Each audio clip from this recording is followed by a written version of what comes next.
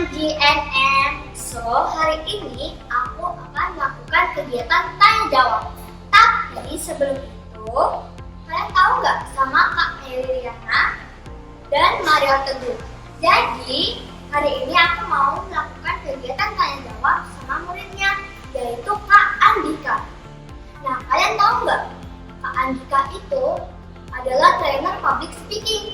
Nah, mau tahu gimana kegiatan public speaking-nya atau kegiatan tanya jawabnya? Ikuti aku yuk! Hai, jangan lupa like, comment, share, dan subscribe. Dan nyalain loncengnya juga ya.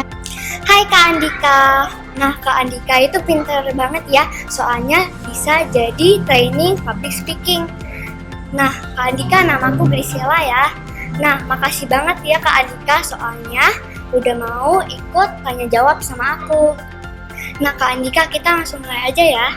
Jadi, the first question atau pertanyaan ke-1, dalam berbicara atau tampil nih Kak, di depan umum, apa saja sih yang biasanya menjadi hambatan? Yang menjadi hambatan untuk orang berbicara di depan umum ya.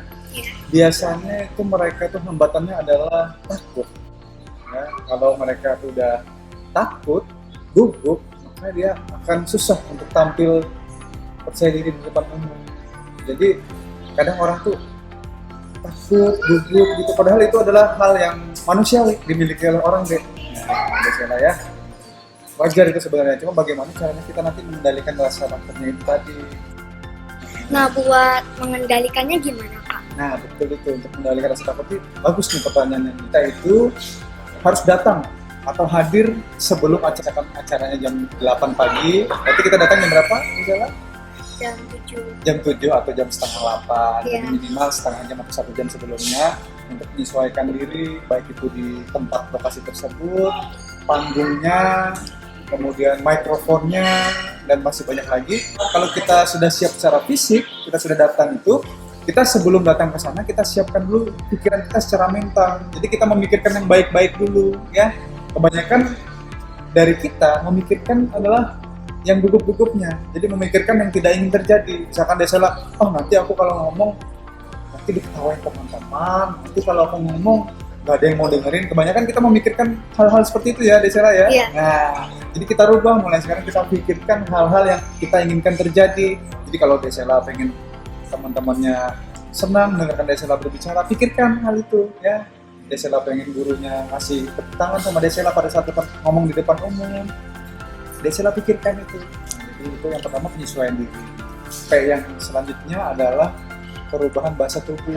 Jadi kalau bahasa tubuh orang gugup itu kan kelihatan tuh ya, dia nunduk, dia nggak mau lihat ke depan, keringat dingin bahasa tubuhnya, terus dia gerakannya itu loyo, biasanya agak lemas gitu. Nah, kita rubah bahasa tubuhnya Desela. Jadi gimana caranya kan kita merubah bahasa tubuh kita pada saat kita ingin tampil di depan umum? Kita contoh nih, punya ini nggak tokoh favorit atau artis favorit yang bisa ngomong di depan umum jago? Lihat pada saat Meridiana, Najwa Shihab, pada saat dia berbicara masuk ke panggung itu seperti apa sih badannya dia? Seperti apa sih ekspresinya dia? Berubah bahasa tubuhnya. Kalau orang nggak percaya diri itu bahasa tubuhnya apa? Susah senyum kan? Iya. Nah, kita paksakan aja senyum. Kalau kita ingin tampil di depan umum, kita paksakan aja senyum, karena itu akan membuat pikiran kita tenang. Kemudian badan kita harus masuk ke panggung atau ke depan kelas gitu ya, kalau berbicara di depan kelas yang pasti, yang mantap. Jadi bahasa tubuh kita percaya diri. Nah, jadi kita rubah. Jadi bahasa tubuh yang tadi gini, nggak mau nantap audiens, kita rubah, kita senyum. Ya, senyum itu bahasa tubuh berubah. Kemudian berjalan dengan mantap ke panggung, dengan ceria, dan menyapa audiens, menatap audiens. Otomatis kita akan hilang bentuknya, berkurang lah paling tidak, gitu ya. Jadi setiap mau tampil apa, senyum dulu yang penting. Oke, teman-teman senyum dulu. Nah, kemudian kayak yang ketiga, setelah tadi singkat yang pertama penyesuaian diri, yang kedua perubahan bahasa tubuh, yang ketiga pernapasan. Nah, itu juga penting, biasalah untuk mengatasi rasa gugup.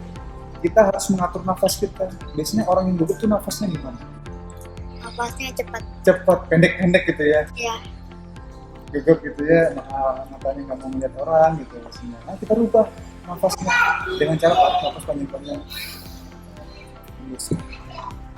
ya kurang lebih 5 sampai 10 kali. Jangan kelamaan, jangan napasnya 1 jam habis acaranya ya. Jadi ya tarik napas 5 kali, 10 kali sampai perasaannya rileks, tenang, baru kita napas lagi. Ya, kalau napas lagi saya bilang, emang nggak bisa napas nanti meninggal dong. Baru kita tampil di depan umum gitu maksud saya. Ya, ya. Tadi ingat yang pertama, Penyesuaian menyesuaikan diri teman-teman semua, ada fisik dan secara mental pikiran kita ya bagus. Kemudian yang kedua ada bahasa tubuh, yang ketiga ada pernafasan. itu yang paling penting untuk mengatasi rasa gugup atau takut di depan umum gitu ya. Ya. Jadi normal Desela, kalau Desela masih merasa gugup, takut itu normal karena setiap manusia, Kak Andika pun juga merasakan gugup. Cuma bagaimana tadi kita caranya mengendalikan rasa takut atau rasa gugup itu tadi ya. Ya. Lagi? Oke, jadi teman-teman, kita itu harus melakukan 3P kalau kita sedang gugup atau takut. Atau kita bisa sebut penyesuaian diri dari fisik dan mental, terus bahasa tubuh dan pernafasan. Oke Kak Andika, sekarang kita lanjut ke pertanyaan kedua. Nah, berarti dengan kendala-kendala yang ada, kita harus mempersiapkan diri sebelum tampil. Nah, apa aja nih Kak persiapan yang harus kita lakukan sebelum tampil di depan umum? Ya, bagus sekali pertanyaannya. Persiapan apa sih yang harus kita lakukan sebelum kita tampil di depan umum? Persiapannya itu sangat banyak sebenarnya. Cuma simple aja. Yaitu persiapannya 3L. Kira-kira apa 3L? Bisa nebak nggak? L3L adalah latihan. Itu persiapan yang kita harus lakukan untuk tampil di depan umum. Gimana caranya Kak Andika latihan? Sekarang kan sudah zamannya era teknologi, jadi latihan itu gampang. Banyak platform atau aplikasi yang bisa mendukung kita untuk latihan berbicara di depan umum. Desela suka TikTok? Ya. Jarang dipakai gitu ya? Sering sih dipakai buat Nyanyi? Joget? enggak sih, Buat apa? buat biasanya? nampilin editan saya. Oh, editan. Suka ngedit juga? Ngedit video? Iya, Video apa tuh? Tentang apa? video tentang pelajaran sama yang lain-lain. Pelajaran sama yang lain-lain. Nah, itu juga termasuk hal yang sangat penting sekali Desela untuk meningkatkan latihan-latihan kita dalam public speaking atau berbicara di depan umum. TikTok tadi bisa digunakan selain untuk pelajaran, juga nanti bisa digunakan Desela nih kan di situ bisa kita niruin suara-suara orang gitu ya. Ya, Misalkan suara penyiar radio, suara pramugari pada saat memberikan pada saat kita baru naik pesawat itu loh ya. Kemudian suara orang di bioskop. Perhatian penonton sekali ya, studio 1 telah itu kan bisa kita tiru di TikTok tuh. ya bisa. Kemudian jadi penyiar radio, kita tiru suaranya dia, kita tiru suara orang iklan. Itu belajar public speaking juga dengan aplikasi TikTok, ya bisa. Dan aplikasi lain juga banyak. Contohnya seperti yang biasa saya lakukan sekarang ini aplikasi YouTube kan. Nah, Ya. ini juga melatih public speaking. Kemudian juga yang paling mudahnya lagi, nggak pakai aplikasi, gimana kan Nika? Misalkan kita nggak punya HP nih, tapi zaman sekarang semua orang punya HP. Misalkan, yang paling simpelnya latihan depan cermin. Nah, kita bisa lihat ekspresi kita. Kalau punya HP, bagus lagi. Pakai kamera depan, kita ngomong. Ya. Latihan. Oh, kayaknya direkam. Terus dilihat, oh kayaknya saya kurang ini deh. Kebanyakan kata E-nya deh. Oh, kayaknya ekspresi saya kurang enak dilihat, kurang senyum. Nah, itu latihannya Desela. Jadi, yang paling penting persiapan itu adalah latihan. Kalau kita sudah latihan yang udah matang, kita banyak latihan di aplikasi kayak TikTok, kita latihan ngomong, kemudian latihan di aplikasi YouTube seperti ini, latihan ngomong kayak Desela punya channel bagus sekali. Kemudian kita bisa berbicara di depan cermin, bisa juga ngobrol sama mamanya, Ya. sama temannya. Mama, aku mau ada materi nih, mau tampil depan umum besok. Tolong mama dengerin ya, atau tolong temen dengerin ya.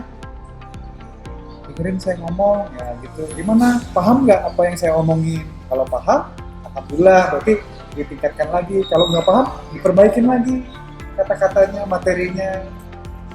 Nah, setelah kita latihan, baru nanti mungkin belajar tekniknya public speaking. Gimana nanti tekniknya? Mungkin akan adalah dijelaskan lagi di dalam ya. Tekniknya itu agak banyak. Yang penting bisa percaya diri itu udah bagus kita di depan umumnya. Masalah teknik itu gampang.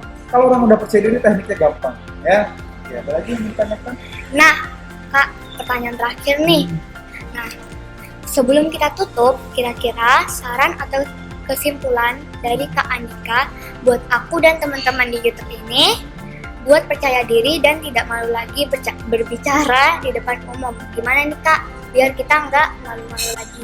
Oke, buat teman-teman yang masih malu-malu nih bicara di depan umum, jangan mengatakan bahwa aku nggak bisa ngomong di depan umum, aku malu ngomong di depan umum. Jangan mengatakan seperti itu, karena kita semua orang itu ada yang berbakat, ada yang tidak berbakat, tapi semuanya itu bisa dilatih kalau untuk berbicara di depan umum. Jadi intinya kita harus berusaha untuk bisa tampil di depan umum seperti apa sih? Misalnya ikut seminar, ada kok pelatihan untuk anak-anak, pelatihan public speaking ada, kemudian latihan tadi seperti yang saya kasih tahu tadi, latihan di depan cermin, bisa di lewat TikTok, bisa lewat YouTube, masih banyak cara yang bisa kita lakukan. Itu membuat agar kita tidak malu-malu lagi bicara depan umum ya. Jadi teman-teman, itu aja sih kalau saran dari saya ya. Jadi intinya adalah belajar dan jangan pernah menyerah pada saat kita gagal.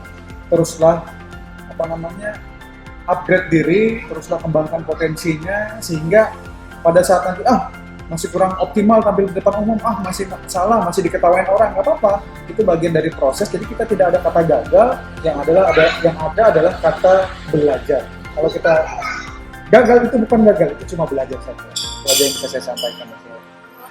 Jadi kawan-kawan, jadi intinya kalau kita mau bisa public speaking, kita harus belajar, Betul. berusaha, dan latihan dan jangan menyerah atau menggembangkan pelajaran kita yang udah kita omongin.